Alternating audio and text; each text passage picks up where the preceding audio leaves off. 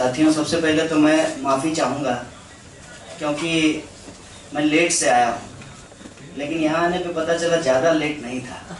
नाटक का बहुत महत्वपूर्ण हिस्सा मैंने देखा है। आप सबका क्रांतिकारी इस्तकबाल, आपको जय भीम और लाल सलाम पेश करता हूँ। और हमारे नाटक करने वाले साथियों को बहुत बहुत शुक्रिया कि बहुत बेहतरीन तरीके से उन्होंने नाटक किया है। दिक्कत यह है कि समाज का सच है। दोस्तों, जो विषय मुझे बताया गया कि आज साहित्य, समाज और सत्ता पे बातचीत करनी है, पहली बात तो ये है कि मैं साहित्यकार नहीं हूँ और ये बहुत महत्वपूर्ण जगह है जहाँ आप लोग बैठे हैं। और मैं बहुत सारे लोगों से मिला जो पंजाबी लिटरेचर के बहुत बड़े नाम हैं, और वैसे भी कहते हैं सूरज को दिया दिखाने वाली बात होगी। अवतार सिंह पास को पढ़ पढ़ के हम लोग साहित्य को जाने हैं, प्रोग्रेसिव लिटरेचर को समझे हैं। उनकी धरती पे आकर के उनके लोगों को साहित्य समझाना ये थोड़ी बड़ी बात है। तो साहित्य की बहुत समझ नहीं है मेरे पास, लेकिन थोड़ा बहुत पढ़ा है, क्योंकि हमारे सामने एक संकट है कि हम लक्ष्य को अपना भूल जाते हैं और माध्यम को अपना लक्ष्य समझ लेते हैं। तो मैं भी यूपीएससी की तैयारी किया करता था और मेरा एक ऑप्शनल पेपर हिंदी लिटरेचर था। तो उस दौरान हमने लिटरेचर पढ़ा है, और इसके साथ साथ जब हमारे साथी नाटक कर रहे थे तो मुझे अपने दिनों की याद आ रही थी। हालांकि मेरी उम्र बहुत ज़्यादा नहीं हुई है, अगर आरएसएस के दुष्प्रचार को छोड़ दें तो। लेकिन जब मैं स्कूल में था तो मैं इंडियन पीपल्स थिएटर एसोसिएशन से जुड़ा हुआ था और इस तरह से नाटक किया करता था। तो उस दौरान भी हमने बहुत सारा लिटरेचर पढ़ा है, और हम लोगों को ठीक से हिंदी बोलनी नहीं आती है। हमारी जुबान जो है, हम अड़ा और रॉ में फ़र्क नहीं कर पाते हैं। घोड़ा और सड़क हमारे लिए बराबर होता है। तो एक बड़े अच्छे डायरेक्टर हमारे हुआ करते थे, तनवीर अख्तर साहब। वो सिखाते थे कि जब आप नाटक करते हैं तो आपकी भाषा शुद्ध होनी चाहिए, और आप कोई भी बात इस तरीके से कहें कि सामने वाला समझ भी जाए और उसको बुरा भी ना लगे। तो साहित्य से जुड़ाव जो है वो रंगमंच के माध्यम से भी रहा है, लेकिन इतनी समझ नहीं है कि मैं साहित्य पे कोई विमर्श खड़ा कर सकूं। लेकिन साहित्य का, समाज का और सत्ता का क्या संबंध है, उसको मैं थोड़ा बहुत समझता हूं। बस आपसे उन्हीं मुद्दों से कुछ बातें करना चाहता हूं। साहित्य के बारे में हम लोगों को यह पढ़ाया जाता था कि साहित्य समाज का दर्पण है। मेरा थोड़ा इससे मत भिन्न है। साहित्य समाज का दर्पण होगा, मैं समझता हूं कि साहित्य समाज का चेहरा है। जिस तरीके का साहित्य है उससे पता चलेगा कि साहित्य जिसमें जो विमर्श उठाया गया है, वास्तविक रूप से समाज में उसकी क्या स्थिति है। और आज यदि हम साहित्य को देखें, साहित्यकारों की भूमिका को देखें, तो बिल्कुल एक बात समझ में आती है कि यह एक पूंजीवादी समाज है। इसमें कोई दो राय नहीं है, और यह साहित्य और साहित्यकार की भूमिका सही समझ में आती है। लेकिन इसका यह मतलब नहीं है कि मुख्य धारा का जो साहित्य होता है उसके अलावे कोई सबअल्टर्न डिस्कोर्स नहीं होता है। एक सबअल्टर्न डिस्कोर्स भी होता है जिसको लिपिबद्ध नहीं किया गया हो, हालांकि आजकल लिपिबद्ध होने लगा है, जिसमें साहित्य बिल्कुल पूरी तरीके से यथार्थ के दर्शन पर टिका होता है। और इसीलिए जब मैं मुख्य तौर पे हिंदी साहित्य की बात कर रहा हूं कि दलित विमर्श को आप देख लीजिए, आदिवासी विमर्श को देख लीजिए, महिलाओं के स्त्री विमर्श को आप देख लीजिए, तो उसमें आपको सीधा सीधा समाज का यथार्थ दिखाई देगा। लेकिन वो समाज की मुख्य धारा का डिस्कोर्स नहीं है। समाज की मुख्य धारा का डिस्कोर्स क्या है, जहां से मैंने अपनी बात शुरू की थी। मैंने हिंदी लिटरेचर यूपीएससी के ऑप्शनल में इसलिए नहीं लिया कि मुझे प्रेमचंद से बहुत प्रेम था। मैंने इसलिए लिया कि हिंदी लिटरेचर में नंबर बहुत अच्छा आता है। नंबर बहुत अच्छा आएगा तो यूपीएससी बहुत आसानी से compete कर लेंगे और आईएएस बन जाएंगे। ये समाज के लोगों का साहित्य के साथ वास्तविक संबंध है। और साहित्यकार भी कैसे कैसे हैं आज के। साहित्यकार ऐसे हैं कि हाफ गर्लफ्रेंड लिखते हैं, हाफ गर्लफ्रेंड लिखते हैं, किसी दिन जो है 75% बॉयफ्रेंड लिखेंगे, किसी दिन जो है 95% मदर लिखेंगे, 99% फादर लिखेंगे। और वो साहित्य पॉपुलर साहित्य है। अगर आप इस बात का विश्लेषण करें तो चंडीगढ़ की सड़कों पे बहुत सारे ऐसे लड़के आपको मिलेंगे जो चे गुवेरा का टी शर्ट पहन करके घूम रहे हैं, लेकिन उनको मालूम नहीं है कि चे गुवेरा कौन है। मैं तो कई बार इस बात से चिंतित हो जाता हूं कि आने वाली पीढ़ी शायद भगत सिंह को ना भूल जाए, करतार सिंह सराभा को ना भूल जाए, खुदीराम बोस को ना भूल जाए। और हमारा जो इतिहास है और उस इतिहास में साहित्य और साहित्यकार की जो भूमिका है, कहीं उस पर नोट की गद्दियों की धूल ना जम जाए, ये सवाल आज हमारे सामने है। आज आप मुझे बताइए कि बाबा नागार्जुन जैसे कवि आपको कहां दिखाई देते हैं? और आलोचना कर, साहित्य की आलोचना की जो परंपरा है उसको भी वामपंथी, लेफ्टिस्ट ये सब बोल करके उस आलोचनात्मक परंपरा को भी खत्म करने की कोशिश की जा रही है। और सारा कुछ जो किया जा रहा है वो इसलिए है कि किसी तरह से हमको ज्ञानपीठ मिल जाए। और ज्ञानपीठ मिलने तक ही मामला रुकता नहीं है।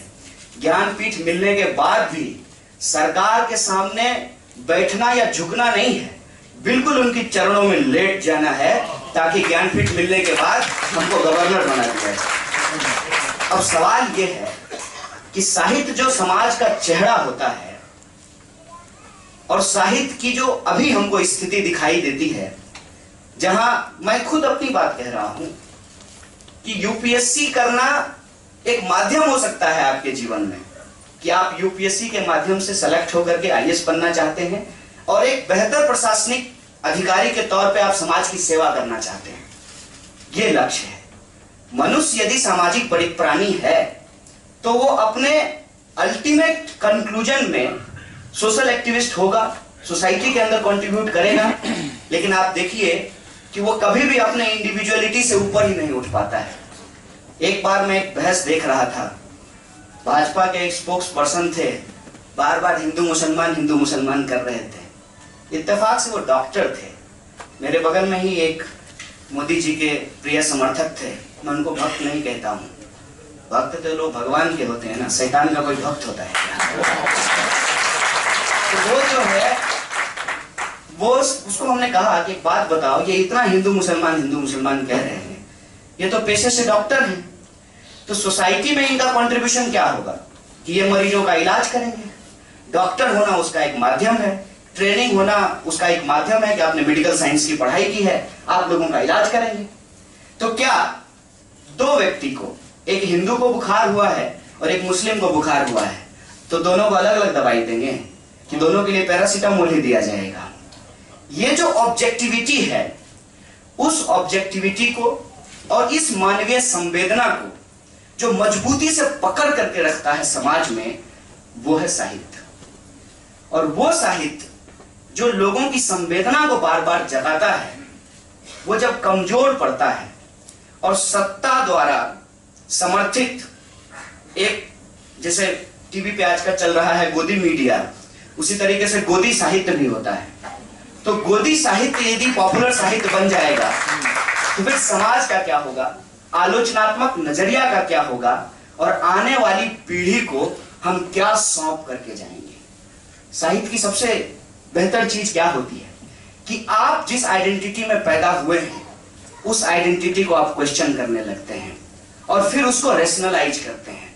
मैं भगत सिंह का ही उदाहरण लेता हूं। वो साहित्यकार नहीं थे, लेकिन उन्होंने अपने जमाने के साहित्य को पढ़ा होगा। इसीलिए तो जब उनकी मां के द्वारा चिट्ठी लिखी गई कि भाई साहब, पिताजी ने भी ये सवाल उठाया कि तुम जो है सिख होते हुए बाल क्यों कटा लिए, पगड़ी तुमने क्यों उतार दी, तो भगत सिंह का जवाब, अगर वो सिख लिटरेचर को नहीं समझते, उनके अंदर अगर वो फिलॉसफी की समझ नहीं होती, तो वो कैसे जवाब देते कि अभी तो हमने एक अंग कटवाया है, अंग अंग कटवाने की बात जो है सिख धर्म के अंदर की है। ये जो संवेदना होती है, ये संवेदना, ये तर्क, ये आलोचनात्मक नजरिया आपके अंदर साहित्य पैदा करता है। और आज यदि साहित्य की ये स्थिति है कि जो अच्छे साहित्यकार हैं, जो आज भी इस देश के अंदर आदिवासी विमर्श को उठा रहे हैं, स्त्री विमर्श को उठा रहे हैं, अल्पसंख्यकों के सवाल को उठा रहे हैं, और विकास के नाम पे, ये चंडीगढ़ है, यहाँ का विकास भी बड़ा पॉपुलर हुआ, रात को लड़की चढ़ रहा था। तो ये जो विकास के नाम पे लोगों को गुमराह किया जाता है, उस विकास का सबसे ज्यादा खामियाजा आखिर किसको उठाना पड़ता है? जो इस समाज के मार्जिनलाइज्ड लोग हैं। साहित्य के अंदर जो आप आज मैं कह रहा हूं यथार्थवादी साहित्य की बात, जिसको आज भी मुख्य धारा का साहित्य उस तरीके से नहीं माना गया है, उसमें देखेंगे कि सबसे ज्यादा कौन लोग पीड़ित हैं। विकास की बात होती है, जंगल काट दिए जाते हैं, जंगल छीन लिए जाते हैं, नदियों को बेच दिया जाता है, उनको उनकी संस्कृति और पहचान से अलग कर दिया जाता है। वो साहित्य और उसकी जो असर, उसका जो असर है और सत्ता के साथ उसके जो संबंध हैं, हम किस नतीजे पे पहुंचते हैं? एक तो समाज में उसको फैलने नहीं दिया जाता है, दूसरा सत्ता उसको दबाती है, और तीसरा समाज के अंदर, मैं इसको इस शब्द को ऐसे कहता हूं कि जिनके ऊपर यह जिम्मेवारी है कि उस सब अल्टर्न डिस्कोर्स को मेन स्ट्रीम डिस्कोर्स में पहुंचाया जाए, वो मीडियम ही गड़बड़ हो चुका है। नतीजा क्या होता है कि जो साहित्य बड़े बड़े शहरों में लिखा जा रहा है, हाफ गर्लफ्रेंड फुल गर्लफ्रेंड, वो मजा तो देता है, लेकिन आपके अंदर कोई आलोचनात्मक नजरिया नहीं पैदा करता है, आपके अंदर वो हिम्मत नहीं पैदा करता है कि आप जो है सत्ता को चुनौती दे पाए। और साहित्य यदि सत्ता को चुनौती नहीं देता है, साहित्य की कलम से यदि सत्ता कांपती नहीं है, तो आप समझ लीजिए कि वो साहित्य साहित्य नहीं है, और ये जो स्थिति है, इस स्थिति से हम इस नतीजे पे पहुंचते हैं कि आज जो थोड़े से जो लोग हैं, जो आज भी इस काम को बहुत ईमानदारी से कर रहे हैं, देखिए आज उनको सांस लेने की इजाजत नहीं है। और मैं एक सवाल पूछता हूं आज यहां से, किसी जमाने में हिंदुस्तान के अंदर बड़े बड़े जननेताओं की हत्या की गई। मोदी जी क्लेम करते हैं कि वो जननेता हैं, दूसरे पार्टी के लोग कहते हैं कि हम विपक्ष हैं। मुझे बता दीजिए कि कौन सा नेता आंदोलन करते हुए मार खा रहा है, या जेल जा रहा है, या उसकी हत्याएं हो रही हैं? किनको मारा जा रहा है? मैंने साहित्य का एक पक्ष आपको बताया कि जो पॉपुलर साहित्य है वो आज सत्ता के साथ पूरी तरह गठजोड़ कर चुका है, वो बाजार का हिस्सा बन चुका है, वो पूंजीवाद की चाकरी में व्यस्त हो चुका है, सामंतवाद को वो जस्टिफाई कर रहा है, पितृसत्ता को वो सही ठहरा रहा है। इसीलिए आपके व्हाट्सएप पे जो जोक आते हैं, वो ज्यादातर जोक जो वो महिलाओं के खिलाफ होते हैं। ये जो एक चेहरा है, साहित्य का दूसरा चेहरा है, जो आज उन विमर्शों को उठा रहा है, जो सिर्फ साहित्य नहीं है, सिर्फ कल्पना नहीं है, समाज का यथार्थ है, जिसमें स्त्री विमर्श है, जिसमें आदिवासी विमर्श है, जिसमें दलित विमर्श है, जिसमें मजदूरों के हक और अधिकार की बात की जा रही है, जिसमें अवतार सिंह पास का ट्रेडिशन आता है, जिसमें आपको बाबा नागार्जुन का ट्रेडिशन है, मुक्तिबोध का ट्रेडिशन है। उस ट्रेडिशन पे बहुत कम लोग बच गए हैं, और वो लोग जो काम कर रहे हैं उसके चलते आज उनको गोली मारी जा रही है। कभी ध्यान से इस बात को सोचिएगा कि गोविंद पानसारे की ही हत्या क्यों हुई? 80 बरस का आदमी, विपक्ष का कोई बहुत बड़ा नेता नहीं, पार्लियामेंट में जो है उसे मोदी जी को कोई डर नहीं लगता होगा। वो इस स्थिति में नहीं थे कि वो भाजपा को चुनाव हरवा दे महाराष्ट्र के अंदर। आखिर उस 80 साल के बूढ़े की हत्या क्यों की गई? इस सवाल को समझने की अगर आप कोशिश करेंगे, फिर आपको समझ में आएगा कि क्यों कुलवर्गी की हत्या हुई, क्यों गौरी लंकेश ही मारी गई। जब मान लीजिए कि बीजेपी और कांग्रेस में लड़ाई है, पंजाब के अंदर हो सकता है कि अकाली भाजपा और कांग्रेस में लड़ाई है, हो सकता है कि किसी स्टेट में आरजेडी और जेडीयू की लड़ाई है, तो इनके लीडर आपस में जो है मारपीट करते हैं ना।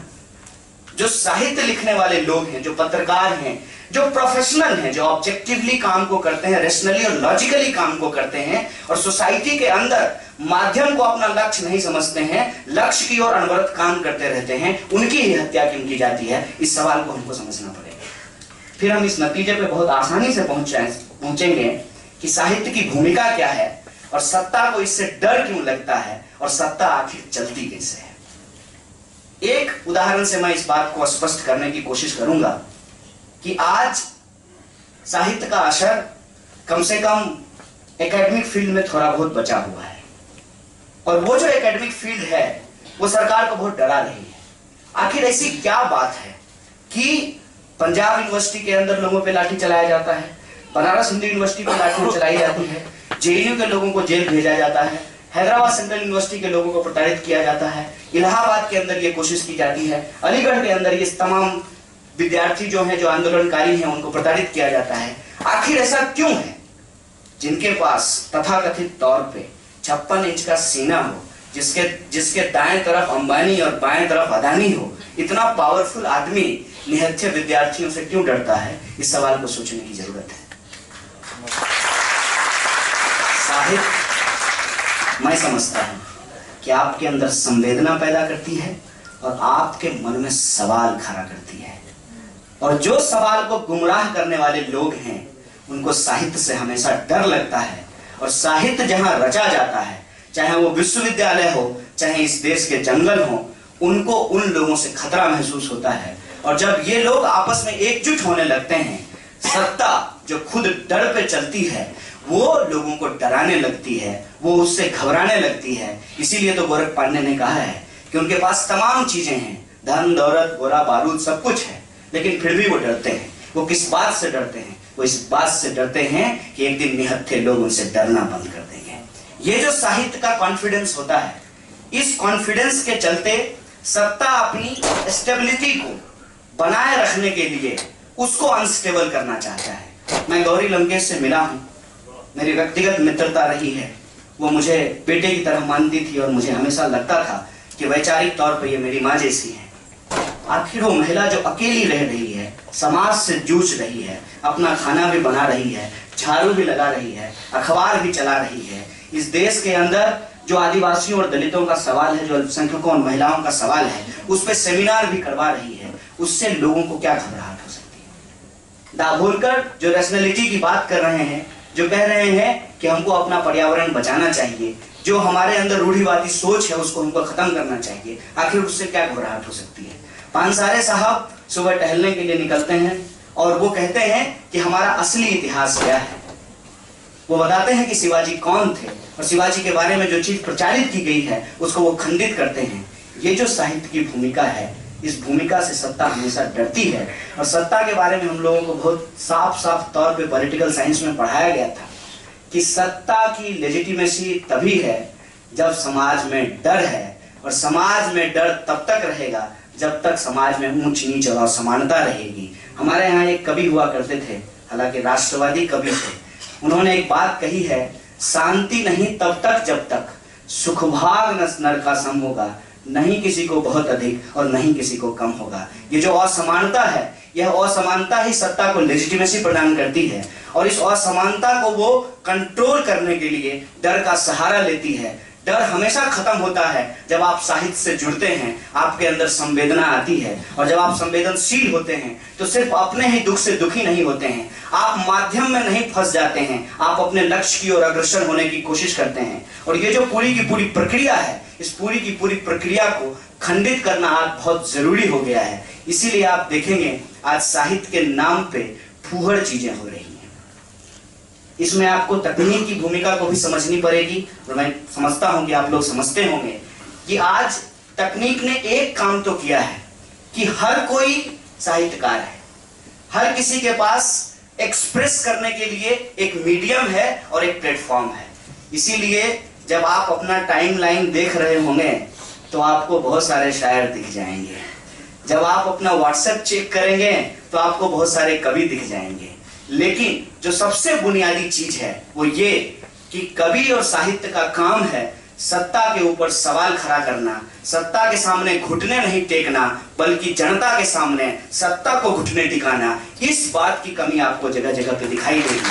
और मैं समझता हूं कि ये जो वार्षिक सम्मेलन है, जिसमें हम लोग एक पत्रिका का जो है ये वार्षिक सम्मेलन करते हैं, मैं बहुत बहुत धन्यवाद देना चाहता हूं कि इस तरीके की पत्रिका आज भी जिंदा है। मैं जब इतिहास में जाता हूं और कई रिसर्च हमने किया है कि जो भी बहुत पावरफुल और शक्तिशाली मीडिया के माध्यम थे, चाहे वो अखबार हो या पत्रिका हो, उनको धीरे धीरे समाप्त कर दिया गया। उसमें एक हमारी भी दिक्कत रही है हमेशा जो है हर बात के लिए सरकार को ही जिम्मेदार ठहराना ये अच्छी बात नहीं है।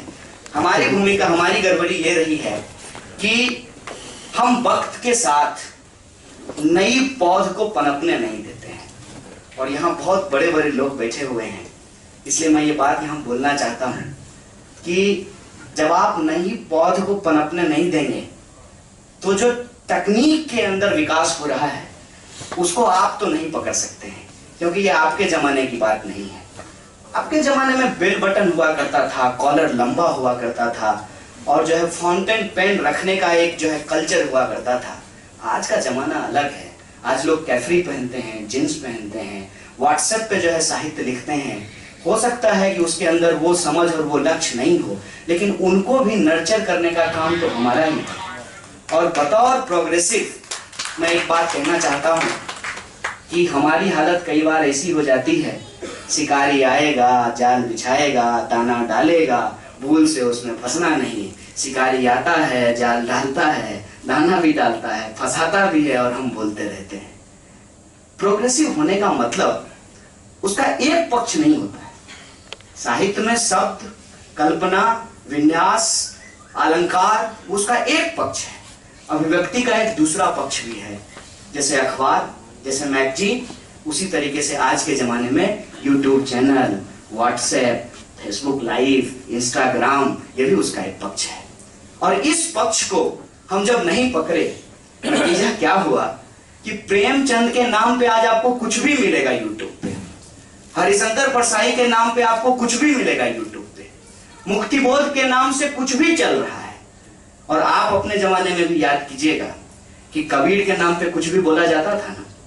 कबीर के इतने दोहे हैं जो कबीर खुद अपने जमाने में नहीं सोचे होंगे कि हमारे नाम पे इतने दोहे छाप दिए जाएंगे। जिसको कुछ कहना है वो कबीर के नाम पे चिपका देता है, जिसको कुछ कहना है वो मार्क्स के नाम पे चिपका देता है। इसीलिए मैं समझता हूं कि जब हम पूर्ण जैसी पत्रिका का कार्यक्रम कर रहे हैं, इसमें विमर्श कर रहे हैं साहित्य पे, समाज पे, मीडिया पे, सत्ता पे, तो एक बात को हम लोगों को समझना चाहिए कि वक्त के साथ साहित्य को अभिव्यक्त करने के माध्यम को भी प्रोग्रेसिव बनाना बहुत जरूरी है। और मैं आपको विश्वास के साथ कहता हूं कि YouTube चैनल पे उन पत्रिका का कोई टॉक शो करवाना, फिजिकली जो आप मैगजीन निकालते हैं उससे कम कॉस्टली है, और वो ज्यादा ऑडियंस के बीच में जाता है, वो ज्यादा बड़े हिस्से के बीच में जाता है। मैं एक अभिव्यक्ति का माध्यम है, इसको हमको पकड़ना पड़ेगा। और जो गंभीर तौर पे साहित्य की रचना करने वाले लोग हैं, जिनका जबरदस्त सामाजिक सरोकार है और वो समझते हैं कि समाज में संवेदनशील होना, आलोचनात्मक होना कितना जरूरी है, और उनके कलम से जब सत्ता को डर लगती है तो उनको व्यापक जनता के बीच में पहुंचना और पहुंचाना बहुत जरूरी है। इसीलिए मैं समझता हूं कि एक तो हमारे माध्यम, यूएसएसआर टूट गया, हमारे यहाँ पे बहुत पॉपुलर जो है एक मैगजीन हुआ करता था, अखबार, आजकल मैगजीन है, किसी जमाने में अखबार था, वो उसका नाम था जनशक्ति, और वो लीडिंग अखबार था बिहार का। और उसकी जो मशीनें थी वो रूस से आई थी, और सबसे आधुनिक मशीन था। उतना बढ़िया मशीन उस समय हमारे यहाँ के बहुत बड़े महाराज थे, सर्च लाइट को पैसा मिलता था, उसके पास भी उतना बढ़िया मशीन नहीं था। तो एक्चुअली हम लोग वहां प्रोग्रेसिव थे। उसके बाद जो हमने उस मशीन को विकसित नहीं किया, तो दरअसल साहित्य के लेखन में तो हम प्रोग्रेसिव हैं, लेकिन उसको लोगों तक पहुंचाने में हम लोग भारी ऑर्थोडॉक्स हैं। इसका यह मतलब नहीं है कि मान लीजिए कि आप किसी प्रोग्रेसिव पत्रिका में लिखते हैं तो आप अपने जीवन के सभी डायमेंशन में प्रोग्रेसिव होंगे, ये जरूरी नहीं है। और जीवन के सभी डायमेंशन में हम प्रोग्रेसिव क्यों नहीं होते हैं, मेरी समझ है, हो सकता है कि मैं गलत हूं, कि हर जगह स्पेस की लड़ाई है। और ये लड़ाई जो है एकेडमिक्स और लिटरेचर के फील्ड में भी है। एकेडमिक्स और लिटरेचर के फील्ड में ये लड़ाई इसलिए है कि कोई बड़ा बट वृक्ष खड़ा हो जाता है। रामविलास शर्मा तो मर गए, बहुत बड़े हिंदी के आलोचक थे, लेकिन जो बचे हुए हैं वो किसी दूसरे को खड़ा नहीं होने देते हैं। ये जो प्रॉब्लम है, इस प्रॉब्लम को हमको आइडेंटिफाई करना पड़ेगा, नहीं तो जिस साहित्य की हम आलोचना कर रहे हैं, इनडायरेक्टली उसी साहित्य की हम सेवा कर रहे हैं। अगर उस साहित्य की हम सेवा कर रहे हैं जो साहित्य सत्ता की सेवा कर रहे हैं, तो हम जनता और समाज का सेवा नहीं कर रहे हैं, हम बस लिखने का जतन कर रहे हैं, हम कुछ लिख नहीं रहे हैं। क्योंकि अगर आपकी लिखावट लोगों की चेतना पर असर नहीं करती है तो आप कुछ रचना नहीं कर रहे हैं। आज यही बात हम लोगों को समझना होगा कि हाथी बैठ भी जाए तो कुत्ता से ऊंचा होता है ना। इतनी बुरी दुर्दशा होने के बाद भी आप याद कीजिए, मोदी जी के पास वो क्लेम करते हैं कि 56 इंच का सीना है, सिकुड़ करके 3.5 इंच का बच गया था जब इस देश के साहित्यकारों ने अपना अवार्ड वापस करना शुरू किया था। और इतना बड़ा आंदोलन वो बना। मैं जानता हूं आप भी समझते हैं इस बात को कि बड़े तौर पे हम लोग समाज के अंदर चेतनागत स्तर पर और सत्ता को उसके सामने प्रश्न खड़ा करने के तौर पे बहुत बड़ी भूमिका नहीं निभा पा रहे हैं। लेकिन जितना कुछ बचा है, देखिए टारगेट साहित्य और साहित्यकार ही हो रहे हैं, हत्या कलबुर्गी और गौरी लंकेश की ही हो रही है। और जब वो लोग अपना अवार्ड वापस करना शुरू करते हैं, उससे बड़े बड़े आंदोलन हुए, किसान के आंदोलन हुए, मजदूरों के आंदोलन हुए, सरकार के कान पे जू तक नहीं देगा। लेकिन जब इस देश के साहित्यकारों ने अपना अवार्ड वापस करना शुरू किया तो इन्होंने मीडिया के ऊपर उनको ट्रोल करना शुरू किया और कहा कि ये अवार्ड वापसी गैंग है। और अखलाक का जब सवाल आया, अभी गाय के ऊपर और धर्म के ऊपर जो राजनीति की जाती है उस पर बखूबी जो है उस नाटक में दिखाया गया, उस पर सबसे मजबूत सवाल इस देश के साहित्यकारों ने उठाया। मैं समझता हूं कि साहित्य के लिए संकट हो सकता है। जब साहित्य समाज का चेहरा है तो समाज के लिए संकट होगा, तो साहित्य के लिए भी संकट होगा। साहित्य के लिए संकट हो सकता है, लेकिन साहित्य बुनियादी तौर पे अपनी भूमिका से विमुख नहीं हो सकता है। बस उसमें स्ट्रेटेजिक तौर पे, रणनीतिक तौर पे जो चूक और जो कमी मैं समझ पा रहा हूं, युवा होने का क्लेम तो मैं कर ही सकता हूं। प्रधानमंत्री 65 वर्ष में कह रहे हैं कि हम युवा हैं, तो हम तो हैं ही उनकी तुलना में। तो युवा होने के नाते मैं ये कहना चाहता हूं कि एक तो जो गंभीर साहित्य का रचना हो रहा है उसके वितरण पे हम लोगों को ठोस तौर पे ध्यान देना पड़ेगा। और उसको यदि प्रचारित करना है तो प्रचारित करने के लिए कई बार भाषा कितना गंभीर है उससे ज्यादा महत्वपूर्ण हो जाता है कि कंटेंट कितना गंभीर है। अब देखिए देश के प्रधानमंत्री जी को या किसी को भी देख लीजिए, बार बार प्रधानमंत्री जी का ही नाम क्यों लेना, पूरी सत्ता है उनकी, राष्ट्रपति उपराष्ट्रपति सब वही हैं। आज तो कहे हैं कि मैं ही गुजरात हूं, मैं ही विकास हूं, कल को कहेंगे कि मैं ही ब्रह्मांड हूं, मैं ही रचयिता हूं, मैं ही ईश्वर हूं, किसी भी कह सकते हैं। तो उनके पास देखिएगा कि कॉन्फिडेंस जबरदस्त है, लेकिन कंटेंट नहीं है। अल्टीमेटली बात जो है वो तो कंटेंट पे ही जाएगी ना। हम अगर सारा मसला जो है फॉर्म में ही फंसा करके रख देंगे तो कंटेंट तो मिस हो जाएगा। और सोसाइटी के अंदर आज यही हो रहा है कि समाज में बुनियादी तौर पे हमारे लिए सबसे इंपॉर्टेंट क्या है उसको हम पकड़ नहीं पाते हैं। अब देखिए कि मेरे स्कूल में पढ़ने वाले मेरे एक दोस्त ने कहा कि यार राम मंदिर तो बनना चाहिए। हम बोले हाँ क्यों नहीं बनना चाहिए, मंदिर बनना चाहिए, मस्जिद बनना चाहिए, गुरुद्वारा बनना चाहिए। वैसे भी तो हिंदुस्तान जो है दुनिया के सभी धर्मों का पनाहगार रहा है, यहाँ सबको पनाह मिली है और जो यहाँ आया है वो यहीं का होकर के रह गया है, यही हिंदुस्तान की खासियत है। बने मंदिर, इसमें क्या दिक्कत है। बोला नहीं नहीं नहीं, मैं कोई साधारण मंदिर की बात नहीं कर रहा हूँ, मैं कह रहा हूँ कि वो जो मस्जिद टूटी है वहां पे मंदिर बनना चाहिए और भव्य बनना चाहिए। बोले वाह, बोले तुम्हारे जीवन का सबसे बड़ा सवाल क्या है। स्कूल में जब थे तो हमको पता था कि तुमको जो है एक लड़की पसंद थी और दिन भर साइकिल को लेकर के तुम उसके पीछे ही रहते थे कि बस एक बार पलट के देख ले भैया। तो सबसे बड़ा सवाल उस वक्त तुम्हारे लिए यही था। पिताजी कहते थे गाय को चारा दे दो, तुम साइकिल लेकर के ट्यूशन के बहाने उसके पीछे लगे रहते थे। हो सकता है कि तुम्हारा सवाल बदल गया हो, तुम्हारा जो है शादी विवाह होने वाला है, तो आज भी बताओ कि तुम्हारा सबसे बड़ा सवाल क्या है। बोला यार नौकरी नहीं है। हमने कहा कि जब नौकरी नहीं है तो तुम राम को बचाने के फेरा में क्यों पड़े हुए, खुद को बचा लो। एक जो है रिलीजियसिटी की बात हम लोगों को समझाई जाती थी सोशियोलॉजी में, मैं समाज की बात कर रहा हूं कि आप किसी रिलीजन को मानिए, आप कैसे बचा सकते हैं भगवान को। आप परम पिता परमेश्वर की रक्षा कैसे करेंगे। Who the hell you are? आप अल्लाह को बचा लेंगे? अरे भाई साहब, आप खुद को बड़ा बता रहे हैं या अल्लाह को छोटा कर रहे हैं? ये समझाइए मुझे। इतनी छोटी सी बात जो है लोग नहीं पकड़ पा रहे हैं कि हमारी प्राथमिकता क्या है समाज में, हम चाहते क्या हैं। और जब इसको आप आगे सोचेंगे तब आपको पता चलेगा कि ये जो नफरत की फसल होती है अल्टीमेटली क्या पैदा करेगी।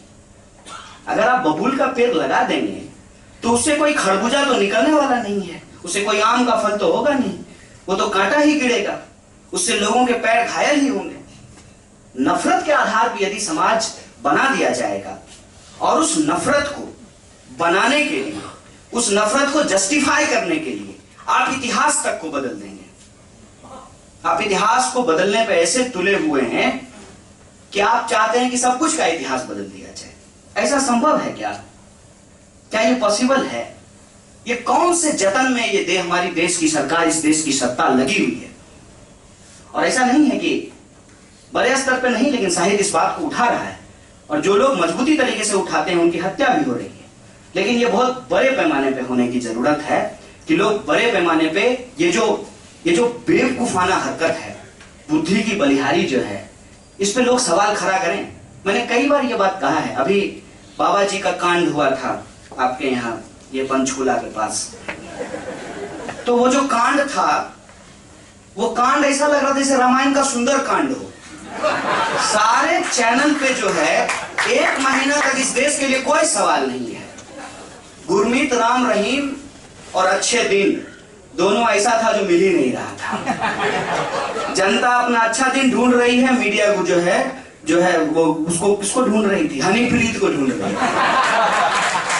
लगा कि कोई मुद्दा ही नहीं है देश में। और पूरा का पूरा, अब हमने कहा आपको कि जब आप उस स्पेस में नहीं होंगे, और आप उस स्पेस में तभी होंगे जब आप दूसरे के लिए स्पेस छोड़ेंगे। फेसबुक पे सबसे बड़ा विमर्श यही था कि हनीप्रीत कहां हो सकती है, मंगल पे होगी, जा ढूंढ के ले आओ भाई। ये सवाल था। और वो जब हुआ था, वो जो पूरी की पूरी प्रक्रिया चल रही थी, तो उस समय आप देखेंगे कि अभी लोगों ने जो है पुलिस पे एक सवाल उठाया। मैं जनरली पुलिस पे सवाल नहीं उठाता हूं, इसलिए नहीं उठाता हूं कि पुलिस भी तो हमारे आपके बीच का है ना। क्या कर लेगी? आप हम यदि कम्युनल हो गए हैं और कास्टिस्ट हो गए हैं तो पुलिस कैसे नहीं होगी? ये तो सोचने की बात है ना। आप हम यदि अपने स्पेस पे भ्रष्टाचार कर रहे हैं तो पुलिस कैसे नहीं करेगी? उसको भी तो अपनी पत्नी के लिए लिपस्टिक खरीद के लाना है, उसको भी तो अपने बच्चे का एडमिशन कराना है। आपका चोरी जस्टिफाइड है, उसका चोरी जस्टिफाइड नहीं है। और उसमें भी आप क्या करते हैं? आप लोअर स्ट्रेटा के भ्रष्टाचार पे बात करते हैं। अपर स्ट्रेटा का जो भ्रष्टाचार है उस पर कोई सवाल ही नहीं होता है। और मेरे शिक्षक हैं उनको बार बार समझाते हैं, बेटा भ्रष्टाचार की कोई नीति नहीं होती है, नीतियों में भ्रष्टाचार होता है। ये क्या भ्रष्टाचार है? नौकरी लेने के लिए 15 लाख रुपया जब घूस दिया जाएगा गृह मंत्री को, तो सिग्नल पे खड़ा होकर के वो क्यों नहीं आपसे चालान काटेगा? और चालान का पैसा क्यों नहीं अपने पॉकेट में रख लेगा? मुझे बताइए। तो जस्टिफाइड है ना। बच्चा पैदा नहीं हुआ है कि उसके नस में जो है भ्रष्टाचार डाल दिया गया है। क्या कहा जाता है? सरकारी नौकरी ले लो। क्यों? क्योंकि कामचोर बनना, काम मत करना। और क्या करना? टेबल के ऊपर से भी लेना और टेबल के नीचे से भी लेना। हमारे यहाँ तो दहेज इस बात से तय होता है। अभी हम पीएचडी कर रहे हैं, हमारा कोई रेट ही नहीं होगा। कोई अगर पुलिस में है उसका जबरदस्त रेट है। क्यों? अगर मान लीजिए उसका जो है मिनिमम, वो क्या बोलते हैं उसको, बेसिक सैलरी 5000 है, तो लगभग 1 लाख कमाएगा। ये है, लोग 5000 से नहीं उसका आकलन करते हैं, उसको 1 लाख से उसका आकलन करते हैं। ये सच्चाई है। तो जिस पे बोल सकते हैं उस पे बोल सकते हैं। यह नाटक बहुत अच्छा किया, तो मैंने देखा कि उसमें कम से कम, पता नहीं उस टोपी को गांधी टोपी लोग क्यों कहते हैं, नेहरू जी वैसा टोपी लगाते थे। तो कभी भी नेता पे अगर कोई सवाल होगा तो नेहरू टोपी लगा दिया गया। मैं पहली बार देखा हूं कि एक ऐसा नेता है जो भगवा पहना हुआ है। ऐसा नेता आजकल नहीं दिखाया जाता है, बहुत सामान्य से नहीं दिखाया जाता था। और ऐसा नहीं है आप कहेंगे कि ये प्रोग्रेसिव लेफ्टिस्ट जो है थिएटर ग्रुप है इसलिए ऐसा दिखाया। मैं गया था इंदौर में इसी तरीके का ग्रुप था, लेकिन वो भी जब नेता बना रहा था तो उसको गांधी टोपी पहना दिया था। अब नेताओं के ऊपर भी देख लीजिए, मैं नेताओं को डिफेंड नहीं कर रहा हूँ, सोसाइटी के स्ट्रक्चर को समझने की कोशिश कर रहा हूँ। और ये मैंने इतिहास से समझा है, ये मैंने साहित्य से समझा है। जब आप महाभोज पढ़ेंगे आपको पता चलेगा कि रूलिंग क्लास का गठजोड़ क्या होता है। जब आप गोदान पढ़ेंगे तब आपको पता चलेगा कि रूलिंग क्लास का गठजोड़ क्या होता है।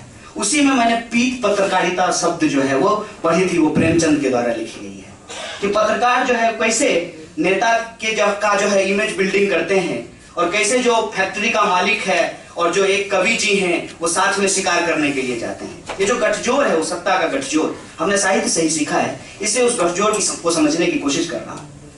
अभी जोर जोर से भाजपा बोली कि जो है कांग्रेस भ्रष्ट है, कांग्रेस भ्रष्ट है। हम नहीं जानते हैं इसमें कितनी सच्चाई है, वो काम सीबीआई का है। मेरा बार बार यही सवाल होता है कि जिसका जो काम है उसको वो काम करने दीजिए। संबित पात्रा यदि एमबीबीएस हैं, डॉक्टर हैं, तो उनको इस बात की एक एक्सपर्टीज कहां से आ गई कि गाय का गोबर जो होता है वो कोहिनूर हीरा होता है। ये आप कौन सा साइंस का शोध करके आएंगे, जरा हमको समझाइए। आप अपने फील्ड में बात कीजिए, आप दूसरे, मैंने कहा आते ही मुझे पता ही नहीं है, मैं साहित्य के बारे में क्या बोलूं, मैं साहित्यकार नहीं हूं। लेकिन साहित्य को मैं कितना समझता हूं, समाज के साथ उसका क्या सरोकार है, राजनीति की में उसकी क्या भूमिका है, इतनी बात जो मैं एक सिटीजन होने के नाते समझता हूं आपसे शेयर कर रहा हूं। और राजनीति की बात हो रही है, नेता की बात हो रही है। पहली बात तो राजनीति किसी भी सूरत में कैरियर नहीं हो सकता है। राजनीति एक सरोकार है। आप यदि साहित्यकार हैं तो आपका राजनीतिक सरोकार होना चाहिए। आप यदि पत्रकार हैं तो आपका जो है राजनीतिक सरोकार होना चाहिए। आप यदि किसान हैं तो आपका राजनीतिक सरोकार होना चाहिए। आप यदि रंगकर्मी हैं तो आपका राजनीतिक सरोकार होना चाहिए। आप पुलिसकर्मी हैं तो आपका राजनीतिक सरोकार होना चाहिए। यह सरोकार का मसला है, क्योंकि राजनीति समाज से अलग नहीं हो सकता है और हम उसी समाज में रहते हैं। और मनुष्य होने का अंतिम लक्ष्य यही है कि खुद की मुक्ति और समाज की मुक्ति। हम खुद की मुक्ति और समाज की मुक्ति की यदि बात करते हैं तो अपने प्रोफेशन को ईमानदारी पूर्वक करें, और इस ईमानदारी पूर्वक अपने कार्य को करते हुए हम सामाजिक और राजनीतिक सरोकार रखें। और उसमें जो है नेता होना भी एक प्रोफेशन नहीं हो सकता है। नेता होना एक जिम्मेवारी हो सकती है, एक दायित्व हो सकता है। घर में मेरी माँ खाना बनाती है, वो एक जिम्मेवारी, एक दायित्व है। क्या उस सारी रोटियों पे उसका एक अधिकार होता है कि परिवार के सारे लोगों के लिए खाना बनाया जाता है, और सरोकार ही यही होता है कि ये रोटियां सबको परोसी जाएंगी। उसमें देखते हैं तो क्या समझ में आता है, बाकायदा इन्वेस्टमेंट है भैया। जैसे 15 लाख नौकरी दे करके जो है आप पुलिस की नौकरी ले लीजिए रुपया दे करके, और बाद में जो है पैसा वसूल लीजिए। उसी तरीके से राजनीति में हो रही है। नेता के ऊपर कोई बिजनेसमैन पैसा लगाता है, कहता है भैया 1 करोड़ तुम्हारे चुनाव का खर्चा है, 1 करोड़ हमने तुमको दिया और तुमसे 100 करोड़ कमाएंगे। ये जो पूरा का पूरा एक भ्रम हमारे सामने रचा गया है कि हिंदू राष्ट्र का निर्माण होगा और हम विश्व शक्तिशाली बनेंगे, हम दोबारा विश्व गुरु बन जाएंगे। विश्व गुरु तुमसे बनेंगे जो बुद्धि के जो है दुश्मन हो। मैं जो है बाबा राम रहीम की बात कर रहा था, जब वो कांड हुआ तो हमारे प्रधानमंत्री जी ट्विटर पे कह रहे थे हिंसा मत कीजिए, और यहाँ पे इंटरनेट 3 दिन से बंद था। तो ये कैसे विश्व गुरु बनाएंगे? ये हमको विश्व गुरु बनाएंगे। जो हमको ताजमहल जो है वो तेजू महल है कि ताजमहल है इस डिस्कोर्स में फंसाएंगे, वो हमको विश्व गुरु बनाएंगे।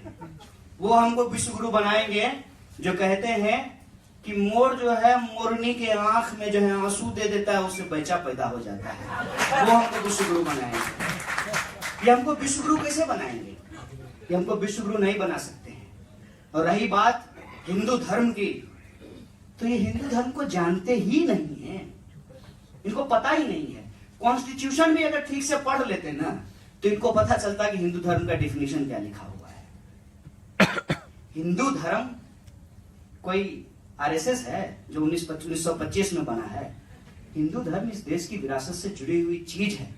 और जैसे हम जवान होते हैं, अपने अनुभवों से, एवोल्यूशन के प्रोसेस से हम अपने जीवन में आगे बढ़ते हैं, उसी तरीके से धर्म भी अपने एवोल्यूशन के प्रोसेस से आगे बढ़ता है। और इस बात को वो लोग को भी समझना पड़ेगा जो इस खेल में फंस जाते हैं। मैं इनको धर्म के मसले पे कभी रिस्पॉन्ड नहीं करता हूं, क्योंकि हमको पता है कि इनको रिस्पॉन्ड करने से क्या फायदा है। हमारे यहाँ कहा जाता है कि कीचड़ पे ढेला मत फेंको, वो वापस आप ही को पड़ेगा। इनसे जो है आप धर्म के अखाड़े में लड़ेंगे तो ये हमेशा जीत जाएंगे। धार्मिक विमर्श यदि कोई हो, उसके दर्शन पे यदि बात हो, तब आपको ये बात बिल्कुल आसानी से समझ में आ जाएगी कि यदि लड़ाई साजिशन राम और मोहम्मद के बीच में छेड़ी गई है तो जीत नाथूराम की है।